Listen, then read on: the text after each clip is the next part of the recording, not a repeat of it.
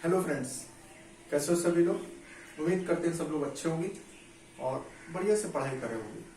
हम लोग fundamental rights कर रहे हैं।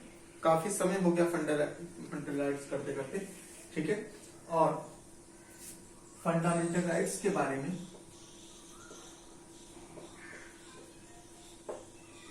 फंडामेंटल राइट्स,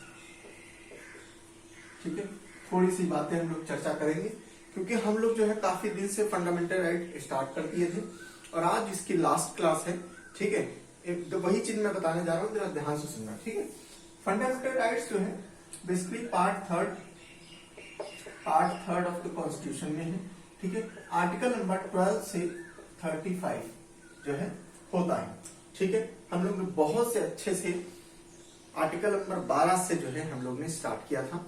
बेसिकली देखा जाए तो जो लोग पढ़ते हैं आर्टिकल 14 से 32 तक ही जो है आर्टिकल इसमें पढ़ते हैं, है ना। जो फंडामेंटल राइट्स किसी से पूछो फंडामेंटल राइट्स जो है कहां से कहां, तो वो ज्यादातर टीचर और बच्चे भी जो है ज्यादातर 14 से 32 तक ही पढ़ते हैं। इसी में जो है फंडामेंटल राइट्स जो क्वेश्चन आते हैं तो इसी में से जो है पूछे जाते हैं, ठीक है। लेकिन आर्टिकल 12 और 13 हो गया उधर, ठीक है। आर्टिकल 12 और 13 ये हो गया और इसके बाद में जो बचा यहां तक 32 तक तो हम लोग खुद ही पढ़ लिए हैं, ठीक है। और 32 के बाद में अब बचता है 33, 34, 35। ये तीन आर्टिकल जो बचते हैं ये आर्टिकल तो कोई लेता ही नहीं, समझ लो। ये आर्टिकल तो बिल्कुल कोई, ये तो 12 और 13 भले ले लेकिन 33, 34 और 35 जो है ये आर्टिकल जो है फंडामेंटल राइट्स में आदमी कोई कभी पढ़ता ही नहीं है, ठीक है। बच्चे भी नहीं पढ़ते और टीचर भी जो है ज्यादा उतना नहीं उसको बताते हैं, ठीक है। लेकिन अब चूंकि है और चूंकि मैं आपको एम लक्ष्मीकांत का रेफरेंस ले रहे हैं, ठीक है, और उसके माध्यम से आपको पढ़ा रहे हैं और उस लेवल का पढ़ा रहे हैं ताकि आपका सिविल सर्विसेज का प्री तक आप इसको क्वालिफाई कर ले। इस वजह से मैं आपको ये चीज बताना बेहद जरूरी है और मैं इसको बताऊंगा, ठीक है। तो बेसिकली देखा जाए तो अब चूंकि देखो शुरू से कहा जा रहा है कि पार्ट 3 में आर्टिकल नंबर 12 से 35 तक है, इसका मतलब ये भी है कि आर्टिकल नंबर 33, 34, 35 क्या है, इसका भाग ही है, फंडामेंटल राइट्स का ही भाग है, अलग नहीं है, वो उसी का भाग है। लेकिन इसमें क्या है, थोड़ा सा अपवाद के बारे में, एक्सेप्शन के बारे में बात किया गया है, थोड़ा रिवर्स एक्शन के बारे में बात किया गया है। जो फंडामेंटल राइट्स जो होती हैं उनका और इनमें इन तीनों आर्टिकल में जो चीजें दे रखी हैं वो थोड़ा सा अलग होता है। इस वजह से है तो राइट वो भी, लेकिन उसका रिवर्स फॉर्म है, इस वजह से इसको थोड़ा सा अलग भी है और जो है इसको हम लोग ज्यादा बेसिकली पढ़ते नहीं, लेकिन इंपॉर्टेंट है। अगर आप सिविल सर्विसेज के लिए आप तैयारी कर रहे हो, पीसीएस के लिए तैयारी कर रहे हो तो आपके लिए बहुत इंपॉर्टेंट हो जाता है। इवन एसएससी के लिए भी कई बार पूछ लेता है, तो इस वजह से यहाँ पर इंपॉर्टेंट है। तो ये चीज स्किप न करना, स्किप करने वाला होता तो मैं जरूर इसको स्किप कराता, ठीक है। आर्टिकल नंबर अब हम लोग स्टार्ट करेंगे 33, ठीक है। आर्टिकल नंबर 33 बहुत ध्यान से सुनना, एक एक चीज जैसे हम लोग ने स्टार्टिंग से पढ़ा है बिल्कुल वैसे ही हम लोग जो है एक एक चीज देखेंगे। आज पूरी फंडामेंटल राइट्स कोशिश करेंगे पूरे कंप्लीट हो जाए, ठीक है। बहुत दिन हो गया, ठीक है। आर्टिकल 33, ठीक है। आर्टिकल नंबर 33 बहुत ध्यान से सुनिएगा, ठीक है। आर्टिकल नंबर जो 33 है देखा जाए तो ये आर्टिकल है, ये बिल्कुल बेसिकली ये आर्म्ड फोर्स के बारे में जो है बात करता है। Armed force and fundamental rights के बारे में ये बात करता है, ठीक है। कि जहां जो आर्म्ड फोर्सेस होती हैं कि उनके लिए जब वहां पर आर्म्ड फोर्सेस जो हमारी जितनी भी आर्म्ड फोर्सेस हैं, पैरामिलिट्री फोर्सेस हैं, आर्म्ड फोर्सेस हो गया, ठीक है, आर्म्ड फोर्सेस और या तो पैरामिलिट्री फोर्सेस, ठीक है, पैरामिलिट्री फोर्सेस, ठीक है। जैसे पुलिस हो गया। अब पैरामिलिट्री में क्या, जैसे सीआईएसएफ, ठीक है, सीआईएसएफ हो गया, है ना, बीएसएफ हो गया, ठीक है, जैसे सीआरपीएफ हो गया, सीआरपीएफ हो गया, ठीक है, एटसेट्रा। पुलिस हो गया, ठीक, पुलिस हो गया। बहुत ध्यान से सुनिएगा, जो फंडामेंटल राइट्स जो हम लोग पढ़ते हैं, जो हम लोग ने आर्टिकल नंबर 12 से लेकर आर्टिकल नंबर 32 तक जो चीजें पढ़ी हैं, ठीक है, जो 30 तक बेसिकली पढ़ी है, 32 में तो उसका जो है कॉन्स्टिट्यूशन रेमेडी है।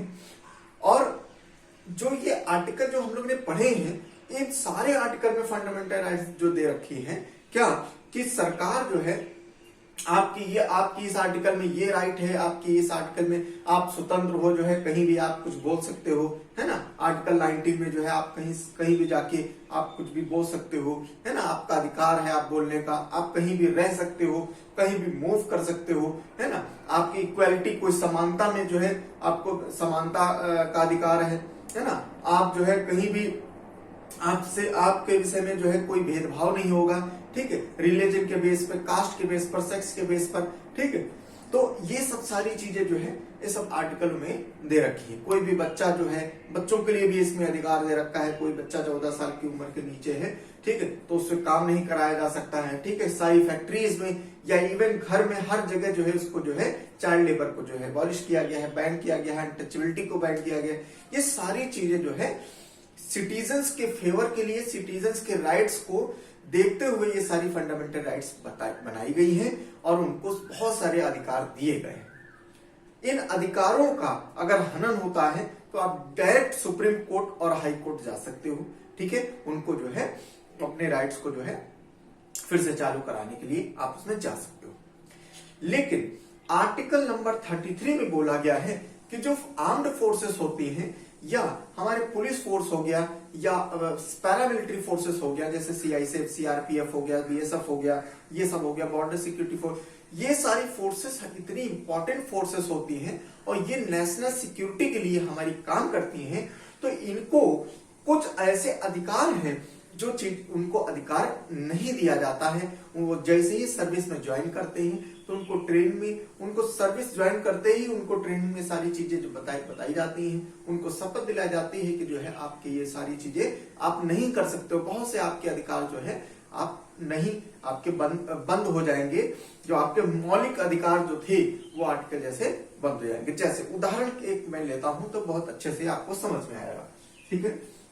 और ऐसा क्यों किया जाता है? जैसे आर्टिकल नंबर 19, ठीक है, एक जनरल आदमी है, एक जैसे हम आप लोग हैं, तो हम लोग क्या है कि जब कभी भी मान लो कोई भी चीज है, हम लोग अपने मन की बात अपना कहीं भी कह सकते हैं, है ना। हम लोग ने टीवी देखा, है ना, टीवी देखा में टीवी में मान लो कोई सीरियल आ रहा है, उसके बारे में हम लोग खुला कहीं भी आप जो है प्रेस कॉन्फ्रेंस करके कह सकते हो, ठीक है। समाज में कोई चीज हो रही है, आप उसके बारे में कुछ कह सकते हो, सारी चीजें हम लोग फ्री हैं।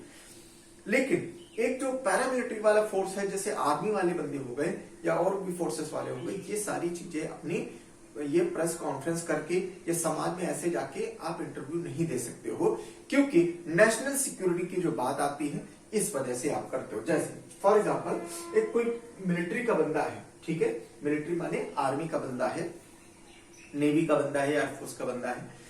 अब वो क्या है, वो उनकी जो भी पॉलिसीज हैं, ठीक है, जो भी पॉलिसीज उनकी बनाई जा रही हैं, तो वो पॉलिसी इनको जो है ये वाले अधिकार नहीं दे रखे हैं। उनको अगर ये अधिकार दे दिए और देने के बाद में कोई ऐसा बंदा जो निकला उसमें आर्मी में, ऐसा बंदा कोई निकला जो एंटी इंडियन टाइप का नेचर हो, और वो आके पता चला मीडिया में आके सबके सामने जो बताते कि जो है हम लोग ये योजना बना रहे हैं, हम जो है इस देश के साथ में जो है ये करने जा रहे हैं, या हमारी जो है अगली स्ट्राइक होगी, कुल मिला के ऐसी चीजें कर देगा, तो नेशनल सिक्योरिटी क्या होगा, नेशनल सिक्योरिटी को उसमें जो है उसका खुलासा होगा।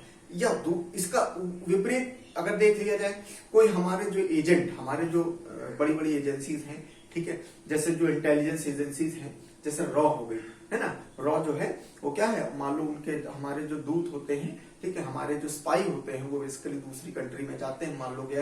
मान लो दूसरी कंट्री में, मान लो अफगानिस्तान चला गया, पाकिस्तान चला गया, ठीक है, वहां गया, वहां से सारी इंफॉर्मेशन को कलेक्ट करके लाएगा, क्या कि वहां पर वो लोग कौन से षड्यंत्र रच रहे हैं, कौन से जो है स्ट्राइक करने वाले हैं। तो क्या होगा, वो इंफॉर्मेशन लेके आएगा, लेकिन ऐसा नहीं कि वो आएगा अगर इनके पास राइट होता क्या करता, अब मीडिया के सामने जो है प्रेस कॉन्फ्रेंस करता और बताता कि जो है पाकिस्तान जो है ये करने वाला है, अफगानिस्तान ये करने वाला है इंडिया के साथ में, ठीक है। तो क्या होता है, इंफॉर्मेशन लीक हो जाती, इंफॉर्मेशन लीक ना हो, इसी वजह से ये राइट्स इनके कर्टेल किए गए हैं, इसको खत्म किया गया है। और उससे क्या होगा, हमारी कंट्री को जो है जानकारी मिलेगी कि अगली कंट्री का क्या क्या योजना है, ठीक है, तो उसी से हम लोग अपनी प्रिपरेशन कर सकते हैं।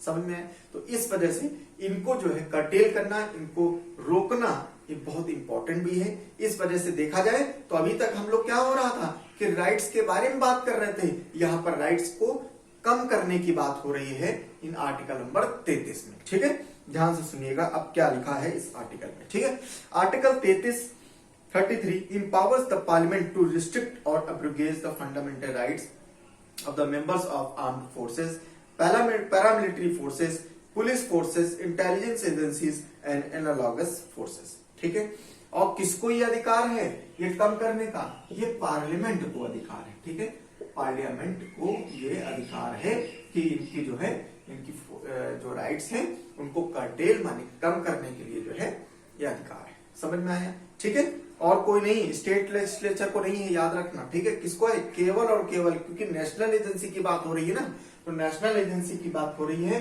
तो नेशनल एजेंसी पूरे इंडिया की सिक्योरिटी के लिए बात हो रही है, तो केवल और केवल पार्लियामेंट ही इसको कम कर सकता है।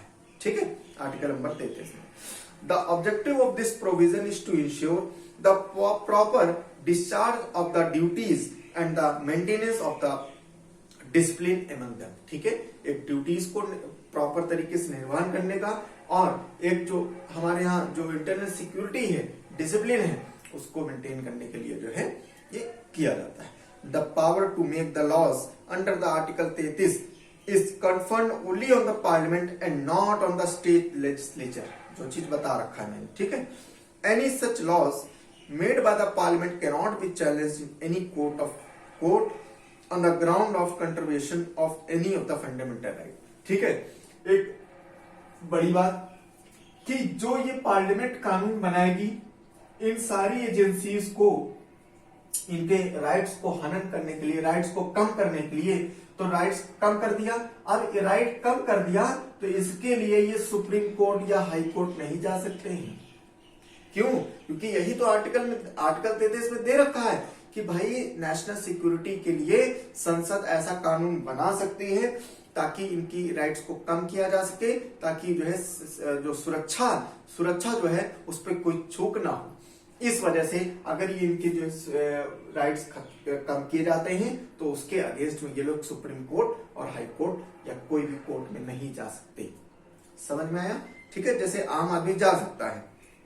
अकॉर्डिंगली पार्लियामेंट हैज इनेक्टेड इसी के उसमें उपलक्ष्य में, ठीक है, इसी कानून के ही बनाने के ही चक्कर में पार्लियामेंट में कई समय पर जो है कई सारे कानून जो है बनाए हैं। जैसे parliament has enacted army act 1950, 1950 में आर्मी एक्ट बनाया था, नेवी एक्ट 1950, एयरफोर्स एक्ट 1950, ये तीनों एक्ट 1950 में। The police forces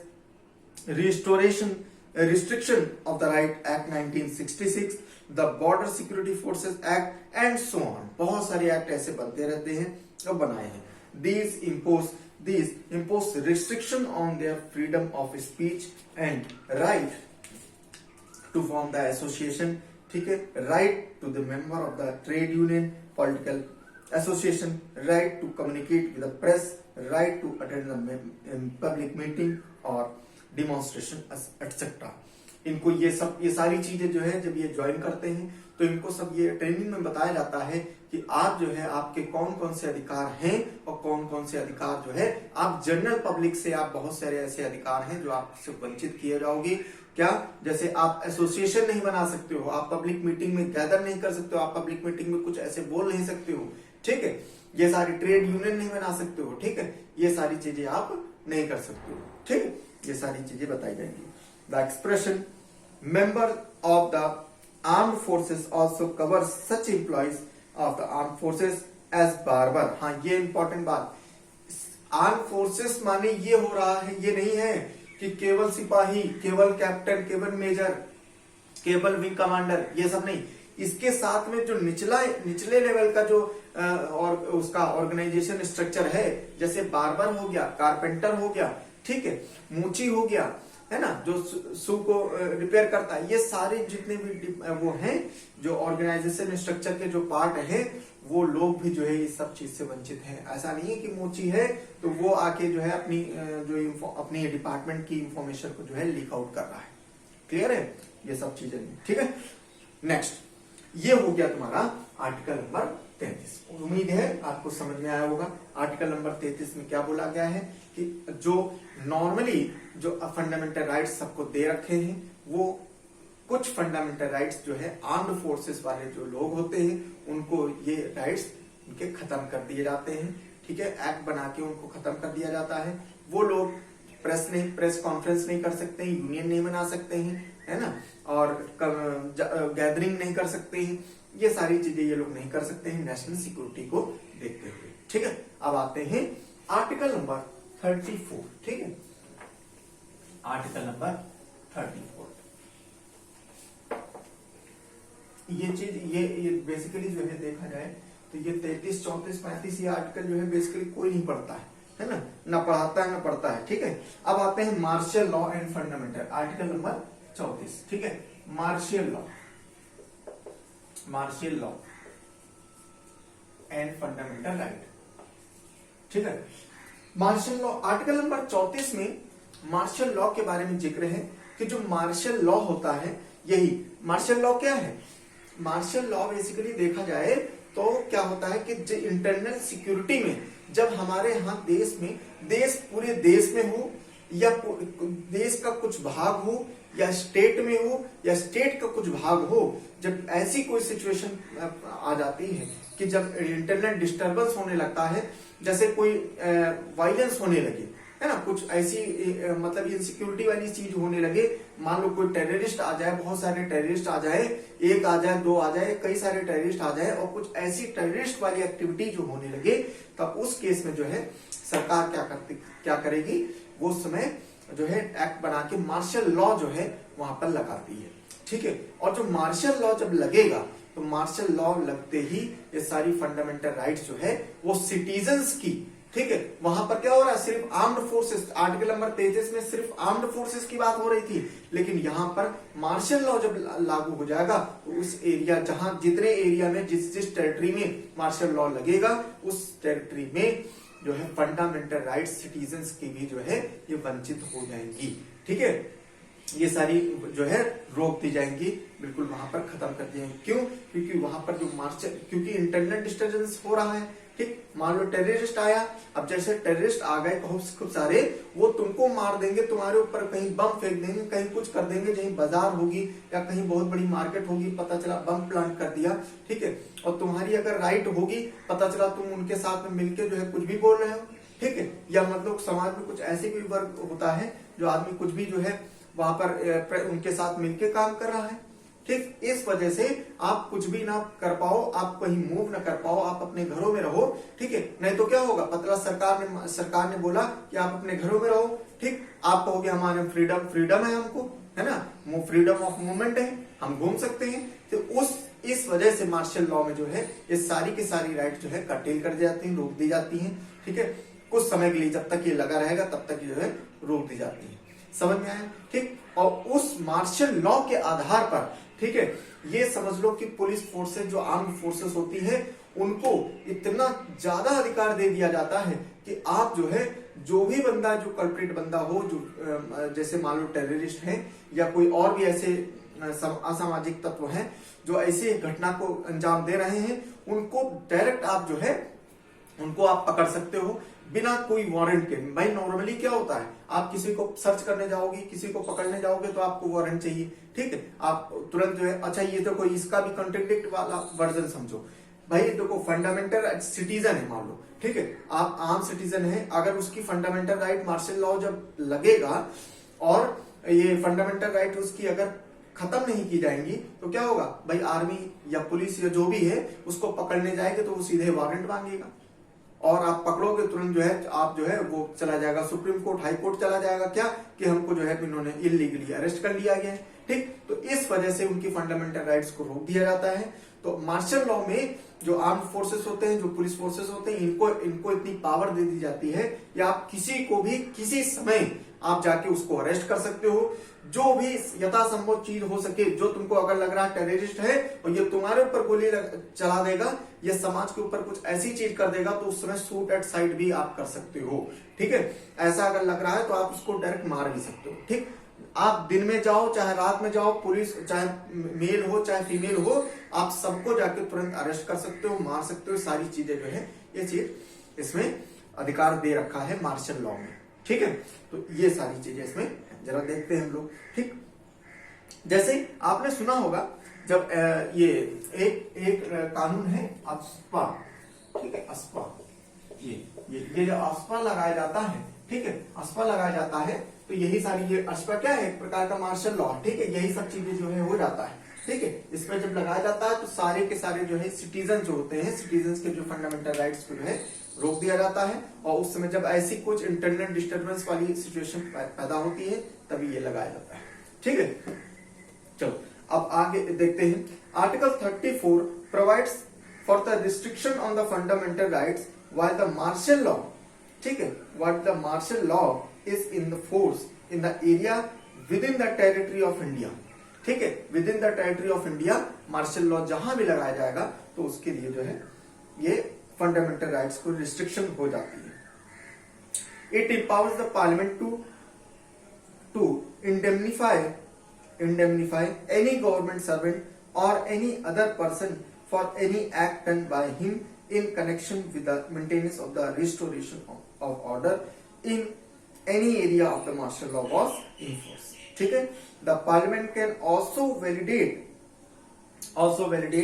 any sentence passed, punishment inflicted, ठीक है, और उसके बाद में और other act done under the martial law in such areas, ठीक है। वही चीजें जो मैंने बताया कि पार्लियामेंट जो कानून बना के ये मार्शल लॉ लागू करेगा, उसमें क्या होगा कि सारी की सारी जो पावर होती हैं वो सब मार्शल लॉ के जो कंपेनियन होते हैं या जो उसको फॉलो करा रहा होता है उसको जो है उसके पास जाती है, और वो कुछ भी किसी भी इंसान को जो है जो पब्लिक जो है इंटरेस्ट के लिए काम नहीं कर रहा है, जो इंटरनल डिस्टरबेंस क्रिएट कर रहा है, उसको जो है तुरंत जाके अरेस्ट कर सकता है और उसको शूट एट साइट भी कर सकता है। वो सारी की सारी जो है वो इसके पास पावर हो जाती है। The act to indemnity made by the parliament cannot be challenged in any court on the ground of contravention of any fundamental right, ठीक है। जैसे मैंने बताया जब ये नियम लागू हो जाएगा मार्शल लॉ और आपके जो फंडामेंटल राइट आपके जो है हनन हो गई, ठीक है, हनन हो गई और हनन क्या रिस्ट्रिक्ट कर दी जाती है, उस केस में आप जो है आप सुप्रीम कोर्ट या कोर्ट ऑफ लॉ में नहीं जा सकते हो, ठीक है। लेकिन आप इसको थोड़ा सा आप दूसरे तरीके से समझो। सरकार क्या होती है कई बार जो है अपने निजी फायदे के लिए इसको जो है अपनी मतलब अपने राइट्स को जो है फुलफिल करने के लिए या अपनी इच्छा को पूरा करने के लिए सरकार इसको कई बार इसको मिसयूज भी कर देती है, ठीक है। जैसे मैंने बताया ना इसमें ये तक राइट होता है कि आप जो है किसी को मार सकते हो, ठीक है, ठीक। अब क्या हुआ पता चला सरकार ऐसा कई बार ऐसा हुआ है कि जब ये सरकार ने इसको मिसयूज किया गया है, ठीक है, कि जो है पता चला मार्शल लॉ एप्लीकेबल हो गया, ठीक है, और जरा सा डिस्टर्बेंस हुआ और उस मार्शल लॉ एप्लीकेबल हो गया और सरकार ने जो है करके और फिर अपना मंशा जो है अपनी उसको जाहिर किया, ठीक है। तो उस केस में जहां पर उसका इलीगल यूज हुआ है तो उस केस में जो है इसमें एक्सेप्शन है, उस केस में आप कोर्ट ऑफ लॉ में जा सकते हो और इसको जो है रिव्यू करा सकते हो, ठीक है, उसको रिव्यू करा सकते हो कि ये चीज गलत हुई है, ठीक है। नेक्स्ट अब आता है ये सारी चीजें जो है इतनी ही चीजें इसमें जो है और बाकी बेसिकली नहीं है, ठीक है। मार्शल लॉ में इतनी ही चीजें, ठीक है। अब आते हैं हम लोग आर्टिकल नंबर 35, आर्टिकल नंबर आएगा 35 के बारे में, ठीक है। आर्टिकल नंबर 35, ठीक है, affecting on certain fundamental rights, ठीक है। अब आर्टिकल नंबर 35 क्या है, lays down that the power to make the laws to give effect to certain specified fundamental rights shall be vested only in the parliament and not to the state legislature। इसमें बोला गया है कि जो fundamental rights हैं तो parliament के पास ये पावर है कि पार्लियामेंट उस फंडामेंटल राइट्स को और बढ़ा सकती है, ठीक है, उसकी एरिया को, उसकी क्षमता को, उसका जो एरिया है वो बढ़ा सकती है। और ये किसको पावर है? ये पार्लियामेंट को पावर है, क्योंकि फंडामेंटल राइट्स क्या है? इंडिया एज अ होल सबके हैं, इस वजह से इसमें सिर्फ और सिर्फ पार्लियामेंट को ये राइट है, लेकिन स्टेट लेजिस्लेचर को नहीं है। और दूसरी बात, पार्लियामेंट को ये राइट है कि उसकी फंडामेंटल राइट्स को बढ़ा सकती है, उसका एरिया बढ़ा सकती है, लेकिन घटा नहीं सकती। समझ रहे हो? घटा नहीं सकती। घटा कैसे सकती है? वो उस समय जो मार्शल लॉ एप्लीकेबल हो या नेशनल इमरजेंसी एप्लीकेबल हो, तो उस समय जो है ये काम करता है। ठीक है, नेशनल इमरजेंसी से याद आया, आर्टिकल नंबर 34 हम लोग ने पढ़ा मार्शल लॉ के बारे में। ठीक है, एक प्रकार से देखा जाए तो कहीं ना कहीं मार्शल लॉ बिल्कुल उसी प्रकार से है जैसे नेशनल इमरजेंसी होती है। ठीक है, लेकिन कुछ डिफरेंसेस हैं। वो क्या है अभी हम थोड़ा सा डिस्कस कर रहे हैं, इसको छोड़कर, एक बार 35 को छोड़कर। ठीक है, तो एक प्रकार का जिस प्रकार से नेशनल इमरजेंसी जो लागू होती है, उसी प्रकार से जो है ये मार्शल लॉ, नेशनल इमरजेंसी में भी सारे आर्टिकल्स जो है बिल्कुल फेल्योर हो जाते हैं, फंडामेंटल राइट्स बिल्कुल नल होता है, नल एंड वॉइड हो जाता है। बिल्कुल उसी प्रकार से जो है ये मार्शल लॉ हो जाता है। क्या है डिफरेंसेस इसके? ठीक है, जरा देखना समझना। ठीक है, martial law it affects only fundamental rights. ये जो मार्शल लॉ जब लागू होता है तो केवल फंडामेंटल राइट्स को इफेक्ट करता है, लेकिन अगर नेशनल इमरजेंसी लागू होता है, it effects not only fundamental right but also centre state relation, distribution of revenues, legislature power between the case and the state. ठीक है, तो नेशनल इमरजेंसी क्या है? एक बड़ी चीज है। नेशनल इमरजेंसी में क्या होता है कि आपके फंडामेंटल राइट जो है वो तो डिस्टर्ब होंगे ही होंगे, उसके अलावा जो सेंटर स्टेट रिलेशन है, डिस्ट्रीब्यूशन ऑफ, जैसे जो कानून बनाने को जो तरीका, जब नेशनल इमरजेंसी लग जाती है तो बहुत सारे ऐसे कानून होते हैं जो स्टेट से उठ के सेंटर के पास चले जाते हैं, सेंटर उस पर कानून बनाता है स्टेट सब्जेक्ट पर। तो ये सारी चीजें नेशनल इमरजेंसी क्या है? एक बड़ी चीज है। ठीक है, नेक्स्ट, इट सस्पेंड, क्या suspend? Martial law suspend the government and ordinary law on law court. ठीक है, ये सारी चीजें जो ऑर्डिनरी लॉ कोर्ट होता है, ये सब चीज सस्पेंड कर देती है मार्शल लॉ जब लागू होता है। ठीक है, और इसमें जो है it continues the government and ordinary law court. इसमें क्या होता है? जब नेशनल इमरजेंसी तो जो नॉर्मल गवर्नमेंट है और लॉ कोर्ट है उसमें चालू रहती है नेशनल लॉ इमरजेंसी में। It is imposed, martial law is imposed to restore the breakdown of law and order due to any reason. ठीक है, जो डिस्टर्बेंस हो गया है, ठीक है, जो कोई डिस्टर्बेंस हो गया है, कोई वायलेंस हो गया है, तो उसको रिस्टोर करने के लिए मार्शल लॉ बेसिकली लगाई जाती है। भाई क्या वो मार्शल लॉ क्यों लगाई जाती है? जैसे मान लो कोई दंगा वंगा हो गया, खूब ऐसे बहुत ज्यादा भड़काऊ चीजें हो गई, ठीक है, खूब दंगा बमबाजी हो गई, गोलीबारी हो रही है, उसको शांत करने के लिए, स्थिति को पुनः उसी तरीके से स्थापित करने के लिए हम लोग मार्शल लॉ लगाते हैं। ठीक है, लेकिन नेशनल लॉ क्या है? नेशनल लॉ क्या है? It can be imposed only on 3 ground. ये केवल और केवल 3 ग्राउंड के जो बारे में कारण से जो है इसको लगाया जा सकता है। क्या? जैसे war, external aggression and armed rebellion.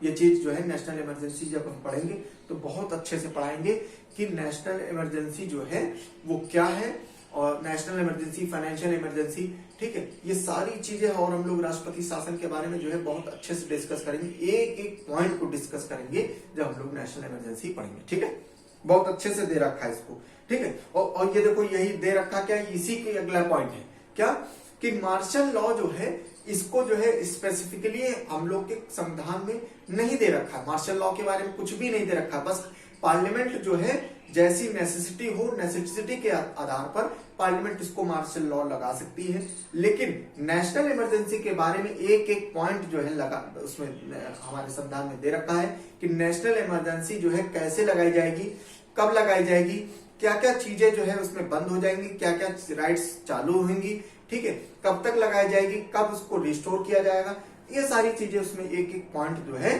National emergency में दे रखा है। क्लियर है? चलो, आर्टिकल नंबर 35 जो हम लोग पढ़ रहे थे, हमने बताया क्या, आर्टिकल नंबर 35 में जो है सर्टेन स्पेसिफाइड जो है फंडामेंटल राइट्स जो है जो के बारे में बताया कि जो पार्लियामेंट है यही जो है ये कानून बनाएगी और ना कि जो है स्टेट लेजिस्लेचर बनाएगा। क्लियर है? उसके बाद में parliament shall shall have and the legislature of the state shall not have the power to make the laws with respect to the following matters। ठीक है, और पार्लियामेंट के पास जो है कुछ राइट्स होंगी जो नियम कानून जो है बना सकता है, लेकिन स्टेट लेजिस्लेचर के पास नहीं होगा। क्या क्या बना सकता है? Prescribing resident as a condition for the certain employment और अपॉइंटमेंट इन अ स्टेट और यूनियन टेरिटरी और अ लोकल अथॉरिटी और अथॉरिटी। ठीक है, आर्टिकल नंबर 16।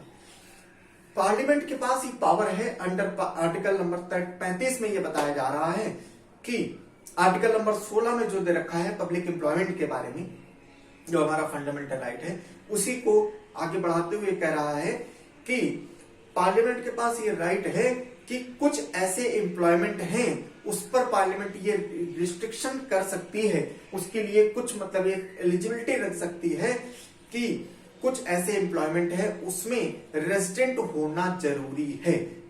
मतलब सिक्योरिटी के ले लो, सिक्योरिटी के लिए हो सकता है, या मान लो पब्लिक एडमिनिस्ट्रेशन के लिए जो है हो सकता है। ठीक है, smooth functioning of the organisation हो सकता है, बहुत सारे कारण हो सकते हैं जिसके लिए पार्लियामेंट के पास ये पावर है कि कुछ ऐसे एलिजिबिलिटी क्राइटेरिया लगा सकता है एम्प्लॉयमेंट में कि वो निवासी वहीं का होना चाहिए। जैसे आपने देखा होगा बहुत सारे ऐसे वैकेंसियां आती हैं, स्टेट की वैकेंसियां ज्यादातर, ठीक है, उसमें कहा होता है क्या, जैसे मान लो यूपी में कोई वैकेंसी आई और वैकेंसी आने में ये होता है कि साहब इसमें वही बंदा भर सकता है जो उत्तर प्रदेश का निवासी है। ठीक है, कुछ ही वैकेंसियां होती हैं, अदरवाइज जो है उसमें ये कह सकते हैं कि जो है उनको प्रायोरिटी मिलेगी। जो प्रेजेंट जो भी स्टेट निकाल रहा है तो उस स्टेट को जो है प्रायोरिटी मिल सकती है और दूसरों को मना नहीं करते हैं। ठीक है, लेकिन कुछ ऐसी चीजें होती हैं जो आर्टिकल 35 में बताया जा रहा है कि वहां पर जो है कंपलसरी ऐसा हो सकता है, स्टेट बना सकती है, पार्लियामेंट बना सकती है क्या, कि उस नौकरी के लिए उसको परमानेंट निवासी होना चाहिए इसी क्षेत्र का। समझ में आया? ठीक है, क्लियर है? चलो next, empowering courts other than the Supreme Court and the High Court to issue direction, order and rates to all kind of enforcement of the ये आर्टिकल 32 में हम लोग ने चर्चा कर चुके हैं हम लोग बहुत अच्छे से कि पार्लियामेंट के पास ये पावर है कि हाई कोर्ट और सुप्रीम कोर्ट के अलावा डिस्ट्रिक्ट कोर्ट्स को भी जो है ये पावर दी जा सकती है कि वो जो है ये रिट जारी जारी कर सकते हैं। तो ये चीज हम लोग ने बहुत अच्छे से पिछली क्लास में हम लोग पढ़ चुके हैं।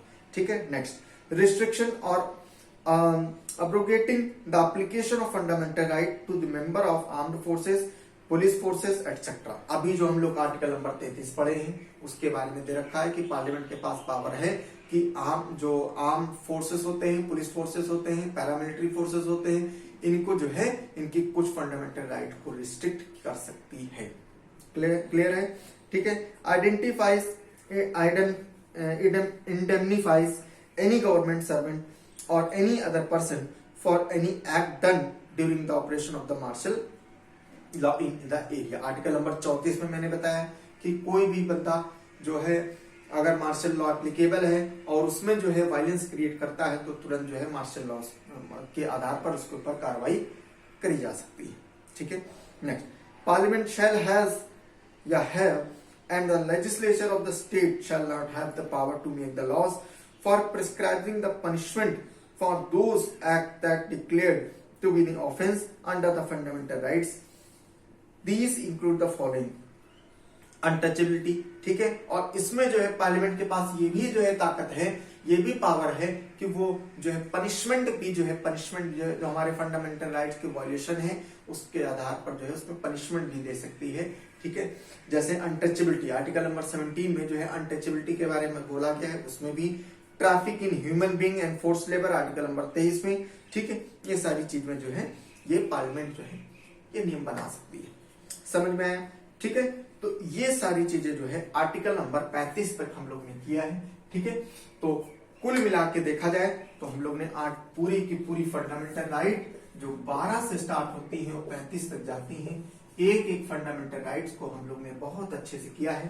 ठीक है, और इसके बाद में, ठीक है, इसके बाद में जो है, अच्छा एक चीज और इसमें है, एक चीज और समझ लो, इसी आर्टिकल में एक राइट टू प्रॉपर्टी आती है, राइट टू प्रॉपर्टी आता था, ठीक है, 19 के जो है 19 के सब पार्ट एफ में आता था, 19 एफ में, ठीक है, 19(1) एफ, इसमें जो राइट टू प्रॉपर्टी आता था, बहुत ध्यान से सुनिएगा, ये चीज जो है वहां से हटा दिया गया है, ठीक है। आर्टिकल नंबर 19 का सब पार्ट, वो हम लोगों ने 19 आर्टिकल नंबर 19 बहुत अच्छे से पढ़ा था, याद करो, ठीक है, पूरा 19(1) का A B C D E F पूरा हम लोग ने बहुत पढ़ा था, है ना। लेकिन फिर भी एक बार रिवाइज कर लेते हैं कि 19(1) का एफ जो है, इसमें राइट टू प्रॉपर्टी तो था, उसको रिपील्ड कर दिया गया है।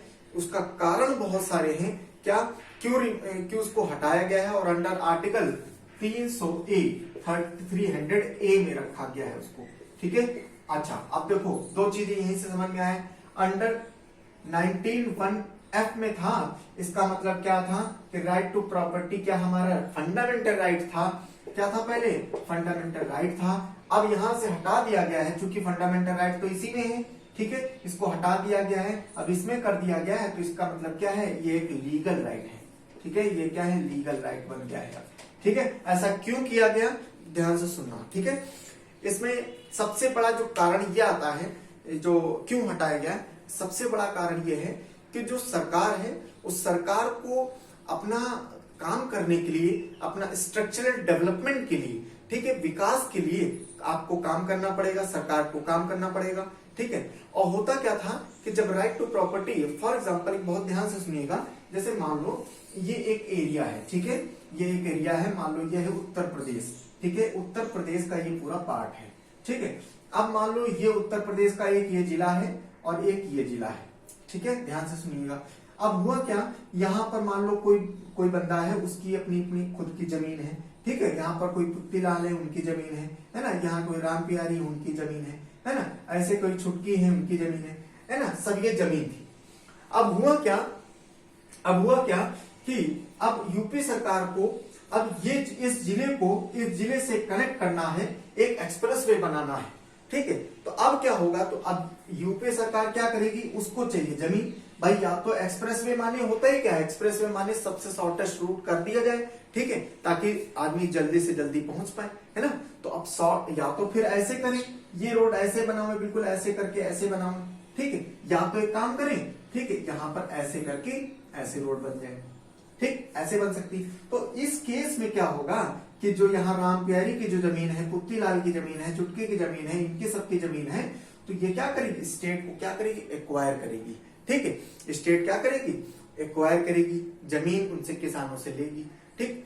अब नॉर्मल कंडीशन में जब ये फंडामेंटल राइट था, तो उसमें क्या होता था कि भाई सर ये देना नहीं चाहेंगे, भाई पुत्तीलाल क्यों देना चाहेंगे अपनी जमीन, ये कहेंगे तुरंत सुप्रीम कोर्ट चले जाएंगे, तुरंत हाई कोर्ट चले जाएंगे, हमारी जमीन का मेरा अधिकार है, राइट टू प्रॉपर्टी मेरा अधिकार है ना, राइट टू प्रॉपर्टी मेरा अधिकार है, हमारी जो है राज्य सरकार जो है हमारी जमीन ले नहीं सकती।